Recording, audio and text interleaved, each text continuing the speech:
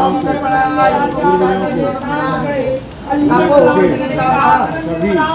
देवताओं को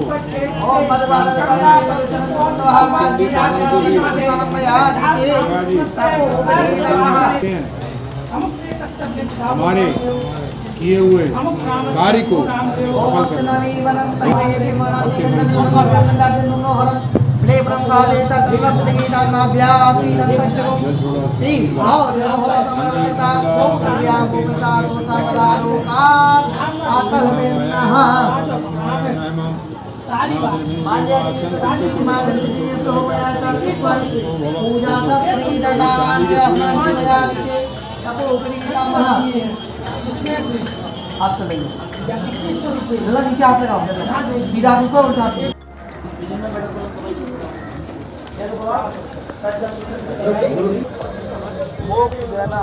वैकुंठ का भाग देना, हमारी यात्रा को पूरा करना।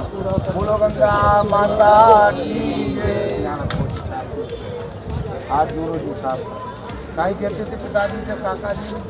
तो नमस्कार, आज हम सपरिवार सौरव जी में दर्शन करने के लिए आए हैं और अपने पितरों को मोक्ष प्राप्ति करने के लिए पूजन पाठ करने के लिए यहाँ पर आए हैं। तो आइए हम सब इस सौरव जी का दर्शन लेते हैं और गंगा जी के दर्शन करते हुए गंगा में स्नान करते हुए जय गंगा मैया।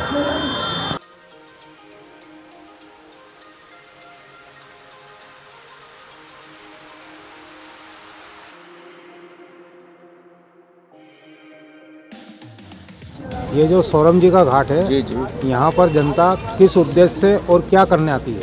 हाँ, ये ऐसा है, यहाँ अस्थि विसर्जन होती है गंगा माता। और भी लोग वैसे आपने जब अस्थि विसर्जन जो होती है ना, तो गंगा मैया में अस्थि विसर्जन करने आते हैं। यहाँ जो गंगा मैया को एकादशी का जो व्रत रखा था 12 हुआ ने, तो मोक्षदायिनी है।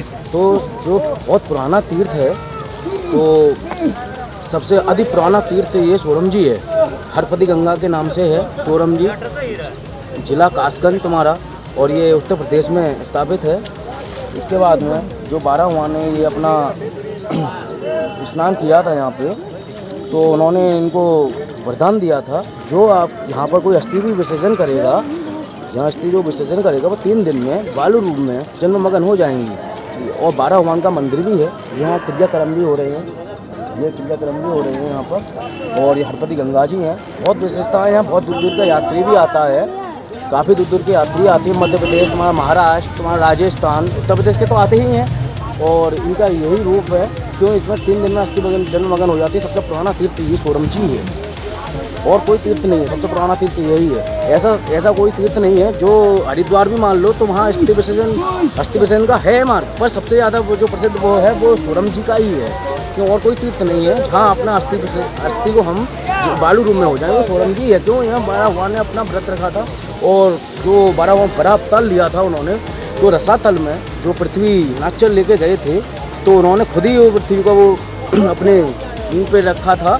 तब उन्होंने यहाँ पे अपना ढेप वो किए त्यागा था, तब उन्होंने एकादश का 11 का व्रत किया था। वो अभी 11 गई थी 1 तारीख को, तो मोक्षदायिनी। तो उन्होंने फिर द्वासी को अपना यहाँ पे शरीर त्याग के तब उन्होंने व्रत किया था। तब यहाँ पे अपने नाखूनों से हरपति गंगा को खोदा था, इसलिए यहाँ जल में मगन अस्थियाँ 3 दिन में जल बालू रूप में मगन हो जाती है। ये है इसका पता। और बहुत सारी चीज़ें हैं, 12 भगवान का मंदिर भी है आगे जी। कोई नहीं, अब तो देखो हरिद्वार ये नया बन गया, देखो आपको भी पता है। यही हाँ, क्योंकि सबसे पुराना था।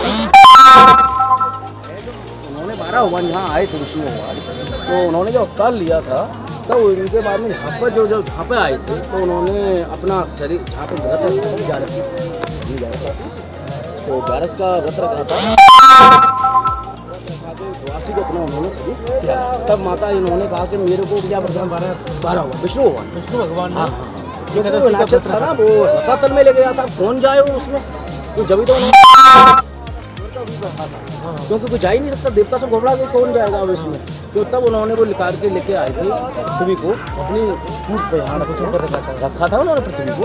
तब उन्होंने ये अपनी यहाँ सोरम जी में जब उन्होंने, तो उनके चरण पादुका भी हैं वहाँ पर, हाँ चरण पादुका भी हैं, हाँ चरण पादुका भी है, चक्र भी है उनका।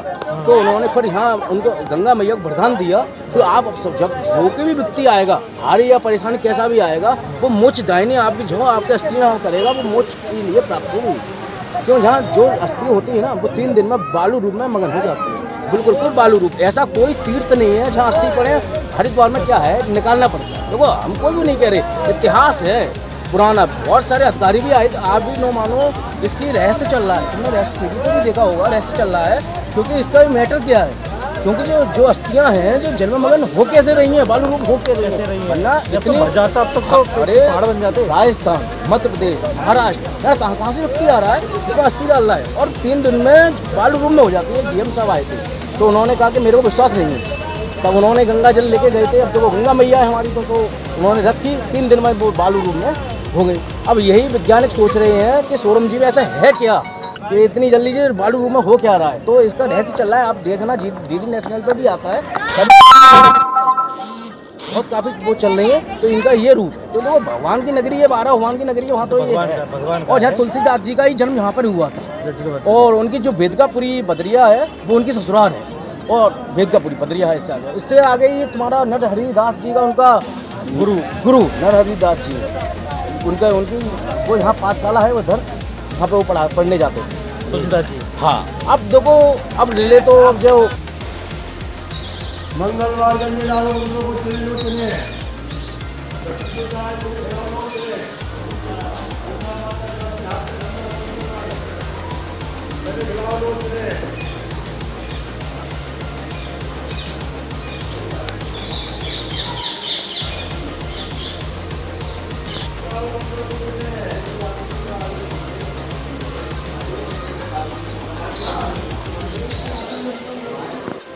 ऐसा है, मुझे रखो पंडित जी है ना, उनसे करवाऊंगा, मैं बताऊँ।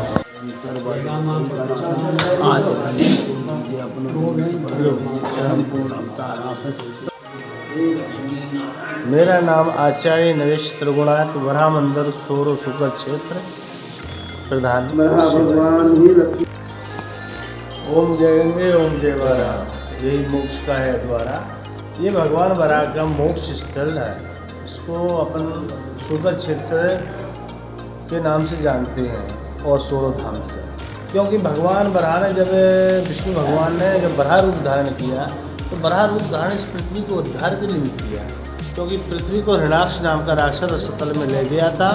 तो भगवान विष्णु ने वराह रूप ब्रह्मा जी की नासिका से रखा और इस पृथ्वी का उद्धार किया, हिरण्याक्ष का वध किया। हिरण्याक्ष का वध करने से भगवान को ब्रह्म हत्या लगी थी। ब्रह्म हत्या कारण भगवान इसी क्षेत्र में, जो आज शुक्र क्षेत्र के नाम से विख्यात है, इस क्षेत्र में भगवान ने एकादशी का व्रत किया, और द्वादशी के दिन अपने नखों से गंगा जी को प्रकट किया, और गंगा जी को प्रकट करके अपना जो ब्रह्म हत्या का शरीर था उसको इस गंगा में श्याम वर्ण शरीर त्याग कर श्वेत वराह रूप में भगवान इधर विराजमान हो गए, इसलिए इसको मोक्ष भूमि कहा गया है। और भगवान वराह जब पृथ्वी का और भगवान वराह का संवाद होता तो भगवान वराह पृथ्वी से कहते हैं क्षिप्रस्तु वर्गस्तु रेणुप्रांते वरारोमम क्षेत्रे प्रभाविता।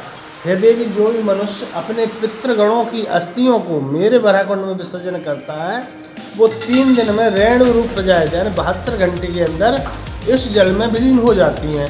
ये भगवान वराह ने पृथ्वी से कहा। तो दूसरी बात भगवान वराह ने कहा है कि षष्टिवश सहस्त्राणी योनियत कुरते तपा तत्फलम लभते देवी प्रधादी शुक्र।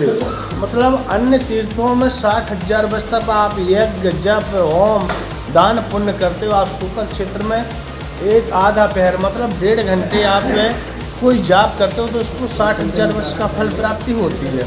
यह शुक्र क्षेत्र की महिमा है। और दूसरी बात भगवान ने ये भी कहा है कि जो व्यक्ति इस धरातल वसुंधरा की परिक्रमा नहीं कर सकता, तो मेरे शुक्र क्षेत्र में पंचकोशी परिक्रमा है, उसको एक बार वो कहीं पंचकोशी परिक्रमा लगाता है तो उसको पूरी पृथ्वी परिक्रमा का फल प्राप्ति होती है। भगवान वराह वसुंधरा से कह रहे हैं, क्योंकि वसुंधरा जो है, जो पृथ्वी उसने भगवान वराह की परिक्रमा लगाई थी। तो इसलिए इस पंचकोशी का ये महत्व बताया गया है कि जो मनुष्य पंचकोशी परिक्रमा करता है तो वो पूरी पृथ्वी की परिक्रमा कर लेता है। आप इसके लिए ये है कि भगवान ने पूरी पृथ्वी को धारण करा है, तो आज पृथ्वी उनकी नाक पर रखी है, तो भगवान की जो परिक्रमा कर लेता है तो उसे एक पृथ्वी का फल प्राप्ति होती है। और कहा गया कि भगवान का जब था तो भगवान का इतना बड़ा दुष्टाग्र कोट्या भगवस्तया धृता विराजते भूधर भूष भूधरा यथा वनलिसर्तो दता दता मतंग गजेंद्र सपद वदनी, कि भगवान वराह का इतना विकराल रूप तक नमः तस्मै वरायो लील और धरते मही खुरु मध्य यशोवत्वा मेरु खड़खड़ाए थे, यानी समोरु पर्वत उनके नखों पे आ जाता था। इसलिए भगवान वराह ने इस गंगा को अपनी नखों से खोदा है और उनका जो गर्भगृह का जो परिमाण है तो कहा गया है कि त्रिणी शस्त सहस्त्राणी त्रिणी हस्त शतानि च और त्रियो हस्ता शुक्रस्य परिमाणम विधीयते 3000 हाथ और 300 भगवान वराह का गर्भगृह का परिमाण बताया गया। मतलब ये शुकर क्षेत्र में जो आज वो धाम है ये पूरा नारायण का गर्भगृह है। उसमें जो भी पुण्य वज्र लेपो भविष्यपि, आप कोई पुण्य करते हैं या पाप करते हैं तो वज्र के समान वो हो जाता है, उसका क्षय नहीं होता। जैसे आपने कहीं वज्र हो जाए, वज्र लेप के समान हो जाए, वो अक्षय हो गया, वो कभी मिटने वाला नहीं। क्योंकि इस क्षेत्र में आप पाप करते हैं तो वो भी अक्षय हो जाता, उसको भी कोई मिटा नहीं सकता। इसलिए आप काशी जाओगे तो काशी में जल में और थल में मुक्ति का गया, क्यों गया या वाराणसी जले थले और जले थले ज अंतरिक्ष त्रिधा मुक्ति से सूकरे। भगवान वराह स्वयं पृथ्वी से कह रहे हैं देवी मेरे इधर 3 प्रकार की मुक्ति हैं। आप गया जी में कहूँ पिंडदान करते हो तो आपकी थल में यानी जमीन में उसकी मुक्ति होगी, और काशी और प्रयागराज में आप पिंडदान करते हैं, अस्थि विसर्जन करते हैं, उसकी जल में और थल में, और सूकर क्षेत्र में आप अस्थि विसर्जन करते हैं तो मैं उसके लिए जल थल अंतरिक्ष, जैसे कोई व्यक्ति फांसी लगा के भी मरा है, पेड़ से गिर के भी मरा है, तो उसको भी मैं चतुर्भुज रूप में शाश्वत धाम को इस क्षेत्र से उसकी मुक्ति करता हूँ। वो मनुष्य कभी पितृ योनि में नहीं जाता, उसमें भूत योनि में वो मनुष्य जो सूकर क्षेत्र में पिंडदान करता वो सीधा पितृलोक को जाता है। ये भगवान वराह स्वयं पृथ्वी से कहते हैं जो मनुष्य अपने पितरों की अस्थियाँ इधर विसर्जन करते हैं तो वो सीधे पितृ धाम को जाते हैं और अपने सुख शांति से उधर देते हैं। और यही हमारे सोरो सूकर क्षेत्र की महिमा। ओम जय गंगे, ओम जय भारत।